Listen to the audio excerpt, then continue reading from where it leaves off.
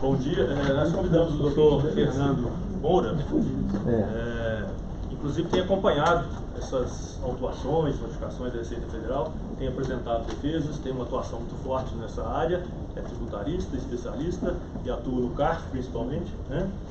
O doutor Fernando é graduado em Direito e Ciências Contábeis, com extensão em Contabilidade Internacional, doutor em Direito Tributário. Agora vocês vão entender porque que eu passei para o Emanuel fazer a apresentação. Vai, continua. Dos ingleses, simples. Ele é mestre pela Universidade de Nova York. Master of Law. Resolveu o problema? Master of Law. Será esse o problema resolvido, né? Tem mais. Também na Universidade de Gênova, né? Resolvido também? Pronto. Diversos artigos publicados em livros e revistas especializados em direito tributário e professor das faculdades Milton Campos e do IBMEC. Okay? Eu convido então o doutor Fernando para ficar à vontade e após a palestra do doutor Fernando, nós vamos ficar à disposição para perguntas e respostas, que eu acho que é o melhor caminho, mais objetivo. Cada um expõe a sua questão e nós vamos debatendo, acho que é mais produtivo, inclusive. Ok, doutor Fernando, tem a palavra. Bom dia a todos. Eu falo muito baixo, eu vou tentar falar o mais alto possível. Bom, a gente vive um momento de um problema sério que tem uma origem antiga, tá? Qual que é a origem de todo esse problema? A gente tem um regime de tributação simplificado e menos oneroso para as pessoas jurídicas, principalmente as optantes pelo lucro presumido. Isso é um fato, né? A gente tem uma carga tributária menor do que a do lucro real e uma carga tributária menor do que a da pessoa física. Então, esse é um ponto importante, ou seja, o regime de tributação do lucro presumido é um regime vantajoso sob a perspectiva da prestação de serviços, porque o custo é muito baixo, né? Em tese, o nosso custo é muito baixo, então, como se tem uma presunção de margem de lucro, e essa margem de lucro costuma ser maior do que a margem presumida, então é vantajoso que se opte pelo lucro presumido. Some-se a isso o fato de que não temos no Brasil tributação sobre lucros e dividendos. Então, eu tenho um único nível de tributação no Brasil. Se eu sou pessoa física, eu pago imposto de renda pessoa física. Se eu sou pessoa jurídica, eu pago imposto de renda pessoa jurídica. Na passagem do lucro da jurídica para a física, eu não pago. Eu tenho uma regra hoje de isenção que vigora desde 1º de janeiro de 1996.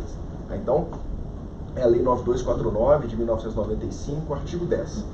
Que foi objeto de propostas as mais diversas por todos os candidatos à presidência da República, dizendo que vão acabar com essa regra de tributação, o que eu não acredito, né? O Marco Sintra disse com razão que se o regime de isenção de lucros e dividendos for revogado, o lucro presumido acaba, porque de fato perde-se o interesse em se associar ou organizar pessoas jurídicas. Então, a origem do problema é lucro presumido com uma carga tributária efetiva menor do que a da pessoa física e a passagem desse lucro para a pessoa física com isenção. Esse é o nosso modelo, né? Esse modelo ainda foi agravado, vamos dizer assim, ou adaptado por uma regra que é o artigo 129 da Lei 11.196, que veio, esse artigo no mercado foi conhecido como Emenda Globo, porque eu tinha profissionais como jornalistas, cantores, jogadores de futebol, essas pessoas passaram a se organizar por meio de pessoas jurídicas também para prestar serviços que a gente chama de natureza personalíssima. 2 casos famosos, Filipão e Ratinho, que foram autuados antes desse artigo 129 da Lei 11.196. Porque qual que era a discussão do Filipão e Ratinho? Principalmente do Filipão. Dizia-se o seguinte: treinador de futebol não pode ser treinador de futebol com pessoa jurídica. Quem treina o Palmeiras é o Filipão e não a empresa que cuida da imagem do Filipão. E a mesma coisa com William Bonner, Fátima Bernardes, e Ratinho, e Boechat, enfim, o Guga, jogador de tênis, também foi um caso que ficou famoso. Todos esses casos são anteriores à Lei 11.196, que é o artigo 129. O que esse artigo diz? Ele diz o seguinte, olha, que serviços de natureza personalíssima prestados por meio de pessoa jurídica, com a contribuição de colaboradores ou não, eles podem ser tributados como pessoas jurídicas. Então, esse artigo 129 veio para dizer o seguinte, olha, não há dúvida de que uma pessoa jurídica pode prestar serviços de natureza personalíssima. E que se ela fizer isso, ela será tributada como pessoa jurídica. Parece óbvio, porque se eu já poderia constituir uma pessoa jurídica, é óbvio que se ela presta serviços que ela se propôs a prestar, ela deveria ser tributada como se pessoa jurídica fosse. O artigo 129 vem e diz, olha, se houver a opção pela prestação de serviços de natureza personalíssima, a tributação se dará de acordo com o regime das pessoas jurídicas. Esse é o nosso modelo. Então, pessoas jurídicas que não são sociedades, eu vou explicar um pouco disso, que não são sociedades empresárias, são sociedades simples, no sentido de simples enquanto gênero, que tanto é que grande parte das sociedades são registradas lá no Geroliva e não na junta comercial, porque são sociedades simples, que prestam serviços de natureza personalíssima. Então, sociedade simples, prestadora de serviço, tributada como pessoa jurídica. Qual que é o nosso arcabouço jurídico, vamos dizer assim? O Código Civil, que permite sociedades simples, ou seja, sociedades que não sejam empresárias, o regime de tributação do lucro presumido, a isenção de lucros e dividendos, o artigo 129 da Lei 11.196, que diz, olha, essas pessoas jurídicas serão tributadas como pessoas jurídicas. Então, do ponto de vista normativo, vamos dizer assim, não haveria muita dúvida sobre a possibilidade de se fazer dessa forma. A Receita Federal se insurge contra isso com vários segmentos, em relação a vários segmentos. Então, hoje a gente tem engenheiros, jogadores de futebol, treinadores, cantores e agora os médicos. Tá? Com argumentos semelhantes, mas com diferenças relacionadas a cada atividade. Né? Então, os engenheiros, por exemplo, eles foram os primeiros a viver esse fenômeno que a gente chama de pejotização, com uma diferença muito relevante em relação aos médicos, porque em alguns casos mais gritantes dos engenheiros, as empresas simplesmente demitiram os seus funcionários e os recontrataram como pessoas jurídicas. Essa é a pejotização, que é a transformação do vínculo empregatício numa relação de prestação de serviço. Qual era o problema dos engenheiros? O fiscal chegava lá na empresa e dizia assim, olha, porteiro, você conhece o fulano de tal? Eu conheço. Fulano de tal tem vaga na garagem? Tem vaga na garagem. Fulano de tal tem crachá? Não, tem crachá. E aí ia no RH, fulano de tal tem plano de saúde? Tem plano de saúde. Aí na contabilidade, fulano emite quantas notas? 13. Quais são as notas? 1 a 13, depois 14 a 26 e assim vai. Ou seja, 13 notas porque eram 12 mais o 13º salário. Fulano de tal, ele participa da PLR, né, participa, tem um bônusinho aqui e tudo mais. Qual que é a conclusão? Então, fulano não é prestador de serviço, fulano é empregado. Tá? Então, qual é o limite, em tese, o limite da pejotização? O limite da pejotização é o limite do vínculo empregatício. Eu não posso transformar um empregado em prestador de serviço. Tá? Então, o limite, tanto é que o artigo 129 vai dizer exatamente isso, salvo o vício da própria existência da pessoa jurídica, salvo a simulação, salvo aquela pessoa jurídica que simula uma relação de emprego. Isso é diferente em relação aos médicos, pelo menos nos parece diferente. Por quê? Os médicos não têm relação de subordinação com o hospital. Né? O hospital não pode dizer para o médico, faça assim. Ele vai fazer da forma como, pensando aqui num dermatologista, de acordo com a Sociedade Brasileira de Dermatologia, acho que funciona SBDO, não é isso? Enfim, a minha subordinação não é com o hospital, a minha subordinação é com o meu órgão que fiscaliza, regulamenta a minha atividade profissional. Tá? Mas isso começa com os médicos. Jogadores de futebol, o que o físico vai dizer? Aí já muda um pouco o argumento. Ele vai dizer, não é que você não possa fazer uma pessoa jurídica, você pode. Porém, você não fez. Por quê? Porque o seu sócio é a sua esposa. Você tem 2 contratos, você tem um contrato CLT com o clube e um contrato de imagem com esse mesmo clube. O seu sócio é a sua esposa, você só emite 12 notas por ano, a sua imagem nem é tão explorada assim, que imaginemos o terceiro goleiro de um determinado time que recebe parte da sua remuneração como imagem. Qual imagem dele é explorada? Ele nem joga.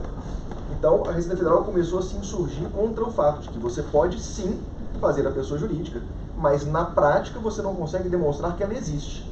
Ela não existe porque não tem sede, ela não existe porque não tem funcionário, ela não existe porque, no caso dos médicos, quando eu vou ao prédio, tem lá doutor fulano de tal e não a sociedade a qual ele pertence. O fiscal pergunta para a secretária para quem ela trabalha, ela diz que trabalha para o doutor fulano de tal, ela não diz que trabalha para aquela pessoa jurídica. E quando não ocorre comumente, uma pessoa jurídica de médicos que só presta serviço para um hospital. Às vezes o endereço é dentro do hospital e com os equipamentos do hospital com a divisão do faturamento, ou seja, com a especificação do que vai ser faturado, de quais foram os procedimentos feitos pelo hospital. Então, a insurgência da Receita Federal hoje é a seguinte: ela não está dizendo propriamente que nós não podemos fazer isso. Ela está dizendo que nós não estamos na prática fazendo. Você pode fazer pessoa jurídica, desde que ela exista de fato. Então, hoje a Receita Federal está dizendo que esse modelo nosso não é um modelo que existe de fato, porque a existência dele pressuporia que aquela pessoa jurídica fosse comprovadamente uma empresa, que tivesse sede, funcionário, uma identidade de nome, e quando eu fiscalizo eu não enxergo isso, porque o serviço é tão pessoal que o paciente não enxerga a sociedade, a secretária não enxerga a sociedade, enxerga-se o fulano. Com algum agravante, a depender de alguns casos que nós já tivemos aqui, quando o hospital usa o nome do médico como coordenador da área de cardiologia, doutor fulano de tal. Sai na revista, coordenador da área de neurologia, doutor fulano de tal. E aí você vai dizer, olha, é tão pessoal o vínculo que você é até o responsável técnico pela área tal do hospital. Não há menção aqui à pessoa jurídica a qual você faz parte. Essa pessoa jurídica não existe. Então, essa é uma primeira linha, tá? O fisco, nas autuações, pelo menos as que eu conheço, o fisco não está dizendo que os médicos são empregados do hospital. Ele não está dizendo isso. Ele está dizendo que a relação é tão pessoal, mas tão pessoal, que não há relação entre o hospital e aquela pessoa jurídica, e sim relação entre o hospital e o médico na pessoa física. Tá? Então, essa é mais ou menos a linha de argumento da Receita Federal. Tanto é verdade que nos autos de infração que eu conheço, pelo menos, e são alguns, a conclusão do fisco é pela desnecessidade da pessoa jurídica. Está dizendo, olha, se é pessoal, se não há funcionário, se não há sede, se não há equipamento, se não há nada que configure o que ele vai chamar de existência material da pessoa jurídica, então esse véu da pessoa jurídica seria um véu desnecessário. E, em razão da desnecessidade, eu estou atribuindo aquelas receitas da pessoa jurídica diretamente às pessoas físicas, na proporção em que cada um participa do capital social. Claro, com algumas especificidades caso a caso. Casos em que o contrato social não prevê a figura da distribuição diferenciada de lucros. Caso em que o capital social, o contrato social não prevê critérios para mostrar que não há subordinação. Por exemplo, o hospital determina qual a escala dos médicos daquela pessoa jurídica. Isso mostra uma certa relação de subordinação. Aí, por vezes, a gente vê que a empresa não permite que o hospital faça isso, mas não há registro de que isso é feito formalmente. Por exemplo, os sócios se reúnem para dizer, olha, no dia tal vai ser fulano, no dia tal vai ser Beltrano, no outro dia vai ser ciclano, para dizer o seguinte, olha, hospital, a relação não é com o médico, porque se o médico fulano de tal quiser viajar de férias amanhã, virá o Beltrano. E isso independe da vontade do hospital. Somos nós sócios que vamos definir a nossa escala. Quem será no dia tal, se vai ser, se não vai ser. E essa dificuldade, às vezes, de prova é algo que a gente vai enfrentar. Então, acho que a gente tem que dividir a discussão, uma do ponto de vista teórico, que é, estamos com um problema de que natureza? O fisco questiona o quê? Na prática, ele está se insurgindo contra um regime de tributação mais favorecido que eles, fiscais, não conseguem atingir. Porque a gente olha hoje artigos de juízes, fiscais, todos eles muito revoltados com a isenção de lucros e dividendos. Porque há vários estudos que dizem o seguinte, quem que paga imposto de renda pessoa física no Brasil? Funcionário público. Porque na medida em que o salário cresce, vira-se PJ. Então quem paga imposto de renda pessoa física de verdade no Brasil são os funcionários públicos, que são quem nos fiscalizam. Então eles não podem fazer pessoa jurídica para prestar serviços à Receita Federal. E eles pagam 27,5% mesmo. Tanto é verdade, quando a gente vê a narrativa dos autos de infração, é uma narrativa, às vezes até um pouco direcionada para dizer o seguinte, olha, isso não é justo. Se o seu serviço é pessoal, você tem que ser tributado na pessoa física. Um serviço pessoal não pode ser tributado por pessoa jurídica, porque pessoa jurídica não presta serviço pessoal. Se vocês pegarem o julgamento do Guga, lá em Brasília, no CARF, o Guga foi anterior à lei, os conselheiros diziam o seguinte, olha, veja só, você tem um contrato relevantíssimo com o Banco do Brasil, E esse contrato diz que você tem que usar boné. Pessoa jurídica não usa boné. Quem usa boné é o Gustavo Kirten. Esta é uma atividade pessoal, personalíssima. A atividade personalíssima só pode ser executada pela própria pessoa. Tá? Então, mas vejam só, esse raciocínio não me parece muito sustentável, porque imaginemos que todos os médicos do Hospital Mater Dei, por exemplo, fossem funcionários. Se eu entrar lá para ser operado, eu não vou ser operado pelo Hospital Mater Dei, obviamente. Eu vou ser operado por médico. Então, é óbvio que atividades profissionais, de natureza personalíssima, são sempre executadas por uma pessoa física. Isso é evidente. Né? Porque eu tinha um professor na Universidade de São Paulo que dizia o seguinte, olha, alguém já levou uma pessoa jurídica ao cinema? Alguém já encostou numa pessoa jurídica? Então, é óbvio que pessoas jurídicas são ficções. Né? Então, eu tenho pessoas jurídicas que prestam serviços pessoais e outras que não, que a relação é menos pessoal. Tá? E aí, o que me parece é que, tentando mostrar um pouco dos autos de infração, do que a gente tem percebido dos autos de infração, é uma conclusão muito rígida em relação à multa aplicada, tá? Porque isso de fato assusta, porque a dinâmica do auto de infração é, bom, a pessoa jurídica não existe por quê? Em primeiro lugar, porque o serviço é personalíssimo. Em segundo lugar, porque eu não consigo identificar uma substância material da pessoa jurídica. Leia-se, sede, equipamento, funcionário, uma identidade visual. Em alguns casos que a gente teve, o fiscal foi até o prédio e tirou uma foto lá do letreiro do prédio, estava lá, doutor fulano de tal, para dizer o seguinte, olha, não há qualquer menção à sua pessoa jurídica, ninguém a conhece. Essa pessoa jurídica é simplesmente um pedaço de papel que emite nota fiscal, mais nada do que isso. E uma conclusão pela desnecessidade da pessoa jurídica, usando um argumento gravíssimo, que é o argumento de justiça, para dizer o seguinte, olha, alguns médicos não se organizam como PJ, esses pagam 27,5. Então, pelo princípio da igualdade, todos os médicos deveriam pagar a mesma coisa. Então, todos deveriam pagar, então, na pessoa física, na medida em que esses serviços são pessoais. E a conclusão pela desnecessidade da pessoa jurídica leva a uma conclusão de simulação daquela situação, o que atrai a aplicação do que a gente chama de multa qualificada, que é uma multa de 150%, que é uma multa que tipifica crime contra a ordem tributária. Então, a conclusão parece assustadora, e de fato, a priori é uma conclusão de não se pode fazer serviço pessoal por meio de pessoa jurídica. Se eu a constituir, ela tem que ser uma empresa, e eu vou explicar o que é elemento de empresa juridicamente, mas o fisco usa a palavra empresa de forma incorreta, mas ele busca que uma sociedade médica seja como o hospital, que tenha um estacionamento, uma pessoa jurídica, uma secretária, um auditório, enfim, que ele consiga enxergar um substrato físico e econômico relevante, que obviamente uma sociedade prestadora de serviço, como do médico, do contador, do advogado, enfim, do dentista, não vai ocorrer, obviamente, claro que não. Então, essa conclusão é uma conclusão pela simulação, e aí a consequência prática é, como não se compensa tributo de jurídica com tributo de física, é o seguinte, olha, dê-me 27,5 com multa de 150 e peça de volta aquilo que você pagou na pessoa jurídica.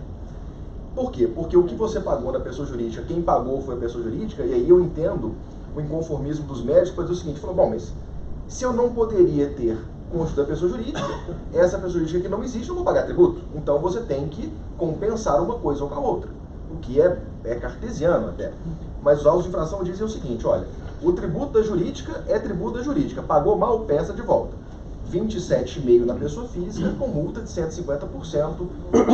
Se nós não ganharmos, eu preciso dizer isso, esse processo administrativamente, um documento chamado Representação Fiscal para Fins Penais vai ser enviado para o Ministério Público, que provavelmente vai denunciar todo mundo por crime contra a ordem tributária.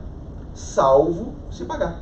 Porque os crimes contra a ordem tributária, se forem pagos, extingue-se a punibilidade, se forem parcelados, suspende-se a punibilidade. Então é uma forma sim, os crimes tributários, é uma forma sim de constranger a pessoa a pagar.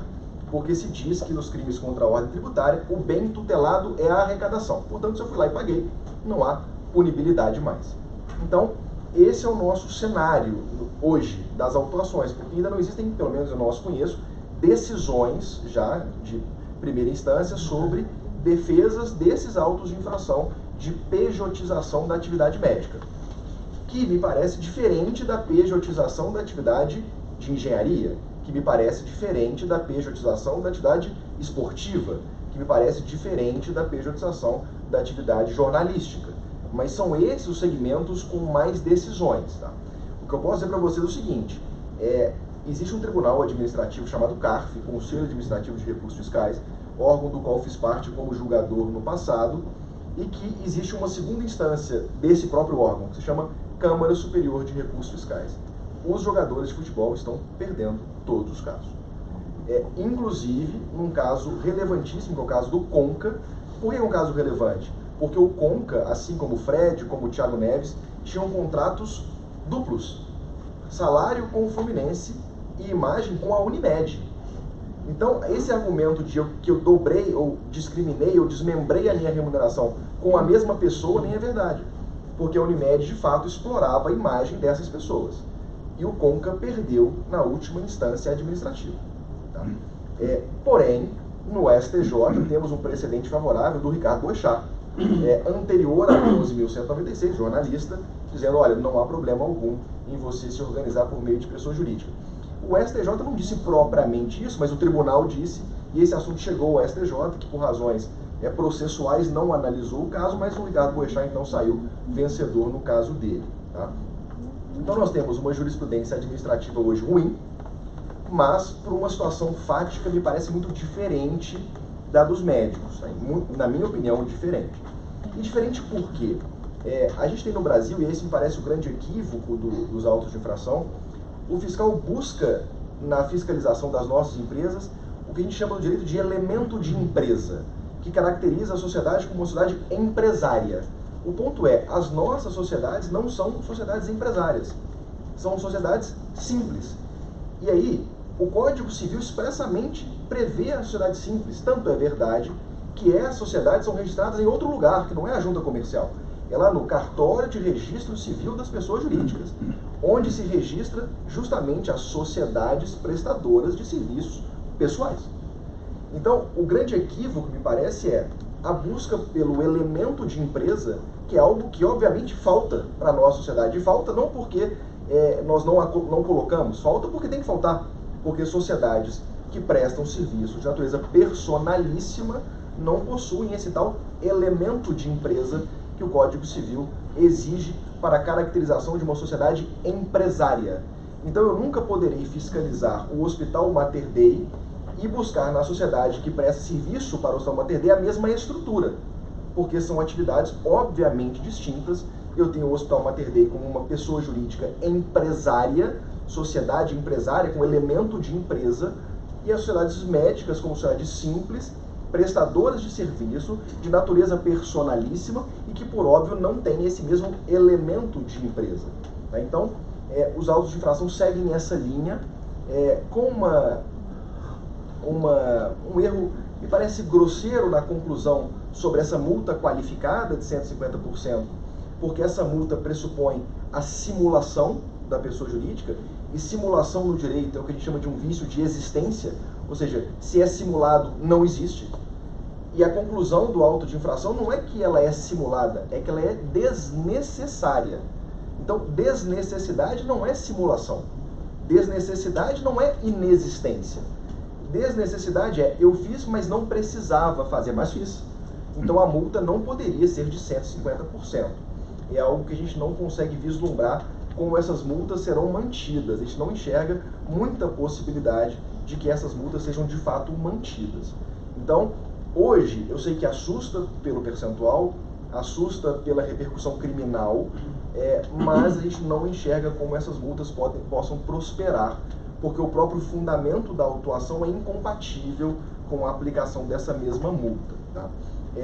E só uma informação relevante, essa tal representação fiscal para fins penais, que é encaminhada pelo Ministério Público, hoje em dia, em razão da súmula vinculante número 24 do Supremo Tribunal Federal, essa representação só é encaminhada para o Ministério Público após o encerramento do processo administrativo.